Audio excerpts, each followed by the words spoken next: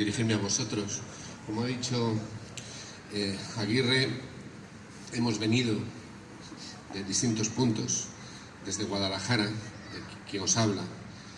En aquellos días de enero, en Arnedo estaba la memoria de lo que había ocurrido en Castilblanco, lo que había ocurrido en Parla, y en aquellos días, en aquellos meses, hubo desgraciadamente más hechos parecidos. ¿Cuál era la lógica que había detrás de aquellos hechos? Eso es muy importante que lo tengamos presente, y de eso se va a hablar en estas jornadas que se han organizado con muy buen sentido en la semana próxima. Pero este día, aquí, ahora, en la plaza, mirad el tamaño de la plaza, mirad los que somos, y ahora imaginad de entre nosotros ese número de personas que cayeron para no levantarse o de los que fueron heridos. Es decir, lo que aquí ocurrió fue un verdadero drama, un shock brutal, absolutamente brutal. Un shock de muerte, de dolor, que llega, en cierto modo, hasta el presente, hasta el presente. Y eso es lo que se buscaba. Es decir, aquel día, y aquí lo ha dicho alguien de los que ha participado, aquel día no era un día en el que hubiera un enfrentamiento, era el día que estaba siendo marcado por el final de un enfrentamiento. Se había logrado con la movilización de todos, con la solidaridad de todos, de los trabajadores, del pueblo, de la sociedad civil organizada, de los sindicatos. Se habían creado recientemente la Federación Nacional de Trabajadores de la Tierra, se habían creado, es decir, el pueblo trabajador estaba organizado, y además la ley y el Estado estaba empezando a ser puesto al servicio del pueblo y del trabajo y de la defensa de la dignidad del trabajo. Y eso era lo que se estaba escenificando aquí en el ayuntamiento.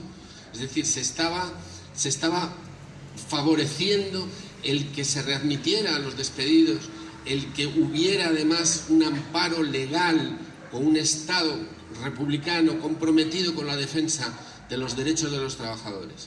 Eso era lo que estaba, eso era el sentimiento que había llevado a la gente a la calle, a participar, a compartir, ese sentimiento de que se estaban poniendo los cauces para resolver los conflictos del mundo del trabajo.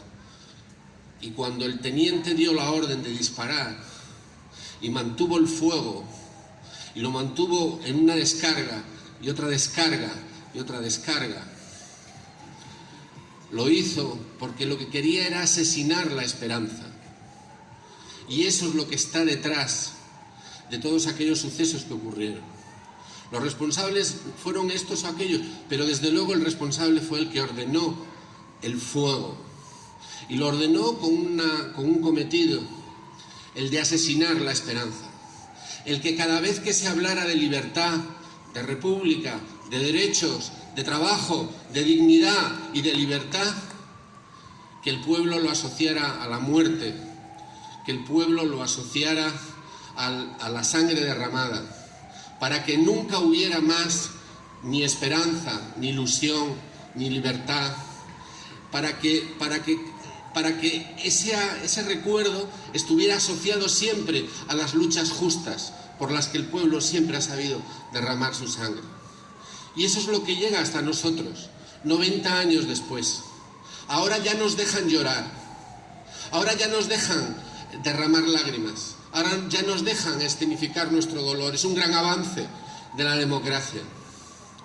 Pero no está aquí el ministro del Interior, no está aquí la directora general de la Guardia Civil, de la que nos dicen que es una gran demócrata. No están. Y no están porque hoy la dignidad organizada, la dignidad del trabajo, la dignidad de la memoria, la representáis vosotros, la representa el pueblo. Pero no hubo suficientes muertos en Arnedo en 1932 para que hoy el Estado democrático se reconozca precisamente en el sacrificio de aquellos que murieron aquel día. ¿Cuántos muertos tendría que haber habido para que hoy el Estado democrático se reconozca en el pueblo que supo luchar por sus derechos?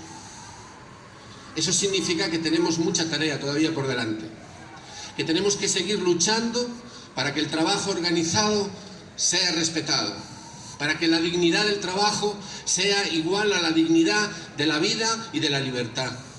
Tenemos que seguir luchando para tener un Estado comprometido firmemente con los derechos de los trabajadores y la libertad del pueblo. Porque ese cometido todavía no se ha logrado.